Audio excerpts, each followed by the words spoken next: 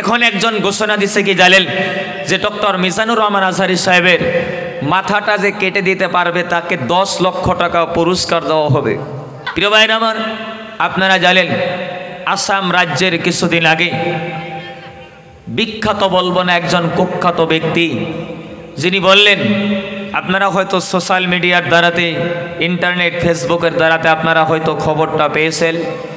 কিছুদিন আগে বলা হলো এক ব্যক্তি তিনি বললেন যে কোরআনের ভিতরে নামাজ শব্দ নাই, কোরআনের ভিতরে রোজা শব্দ নাই, এটা আমি মানি না।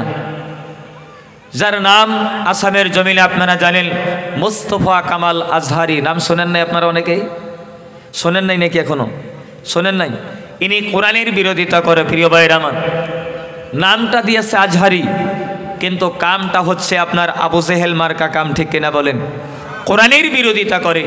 প্রিয় ভাইরা আমার, বলেন কোরআনের বিরোধিতা যে যত করবে কোরআনের আকর্ষণ আল্লাহ তত বাড়িয়ে দিবে, ঠিক কিনা বলেন? ভাইরা আমার, বন্ধুরা আমার, আপনারা জানেন কোরআনের কি আকর্ষণ। যারা আপনারা সোশ্যাল মিডিয়া ব্যবহার করেন জানেন, বাংলাদেশের একজন বিখ্যাত আলোচক, বর্তমান প্রেক্ষাপটে এশিয়া মহাদেশের ভিতরে যিনি সবথেকে আকর্ষণীয় একজন আলোচক, যার নাম হচ্ছে ডক্টর মিজানুর রহমান আজহারী সাহেব, ঠিক কিনা বলেন? আপনারা নাম শোনেন নাই গো?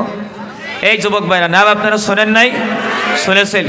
ডক্টর আজহারী সাহেব বাংলাদেশের হাসিনা সরকার তেনাকে 5 বছর আগে তেনাকে দেশ থেকে পালাতে বা দেশ থেকে যেতে বাধ্য করেছিল, ঠিক কিনা বলেন? কিন্তু সেই সরকার কয়েকদিন আগে বাংলাদেশ থেকে হিজরত করে আমাদের ইন্ডিয়াতে আসছে, ঠিক কিনা বলেন?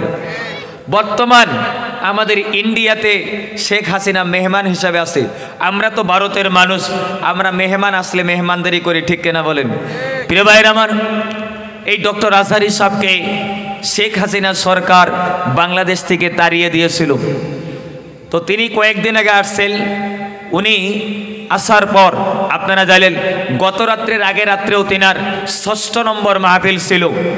উনি ওই মাহফিলের ভিতরে অংশগ্রহণ করলেন, যেই মাহফিলের ভিতরে প্রায় 15 থেকে 20 লক্ষ মানুষের সমাগম।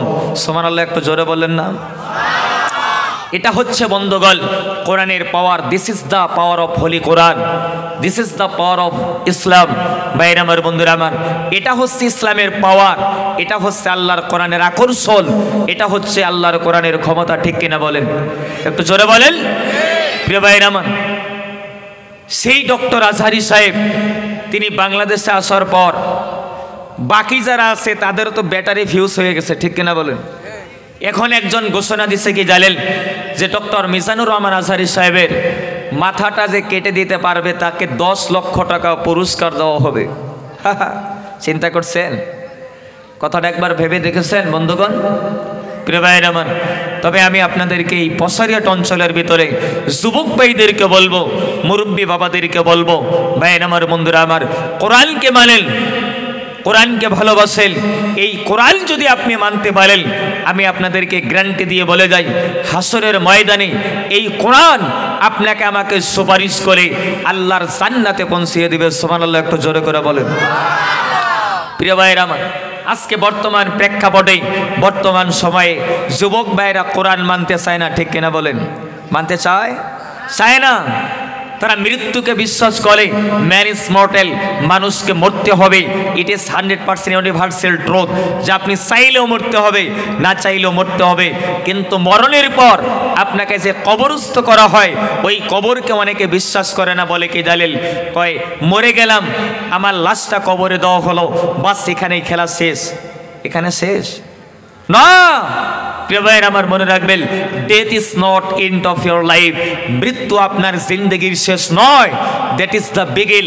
সেখান থেকে আপনার আরম্ভ হবে বন্ধুগণ। নবী বলেন, ইন্নাল কবরা আউয়ালু মানজিলিল মিন মানাজিলিল আখিরা।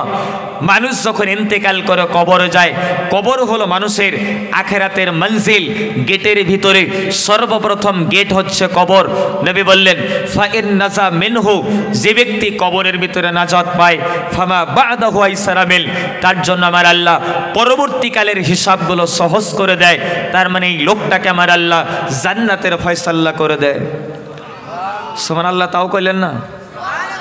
আচ্ছা বাড়িতে গিয়ে বলবেন নাকি সুবহানাল্লাহ? জোরে কোন, আরো জোরে কোন, আরো জোরে বলুন। প্রিয় ভাইরা আমার, সেই কবরের আযাবকে অনেক লোক বিশ্বাস করতে চায় না। বিশ্বাস যদি করত তারা গোনা নিয়ে কবরে যাইতো না। প্রিয় ভাইরা, আমি আপনাদের পায়ে ধরে বলে যাব, গোনা নিয়ে আপনি কবরে যায়েন না, বিপদে পড়বেন। পৃথিবীর মধ্য থেকে আপনি নিষ্পাপ হয়ে কবরে যান। গুনাহ নিয়ে যদি আপনি কবরে যান, পঙ্খানুভাবে আপনাকে হিসাব কবরের ভিতরে দিতে হবে, হাসরের ময়দানে আপনাকে হিসাব দিতে হবে, ঠিক কিনা বলেন? আজকে যদি হিসাবের চিন্তা থাকতো, অনেক যুবক ভাইরা কি করে জানেন, রাত্রেবেলা মোবাইল নিয়ে ঘুমাইতো না, লেপের নিচে মোবাইল নিয়ে ফোন লাগাইছে, কয় hello how are you, I am fine, কয় হাউ ডু ইউ ডু, কয় হাডু ডু আছে কিনা বলেন? কথা কন না কেন? নাই আপনাদের অঞ্চলে? এই যুবক ভাইরা নাই? এই যুবক ভাইরা আছে কিনা বলেন?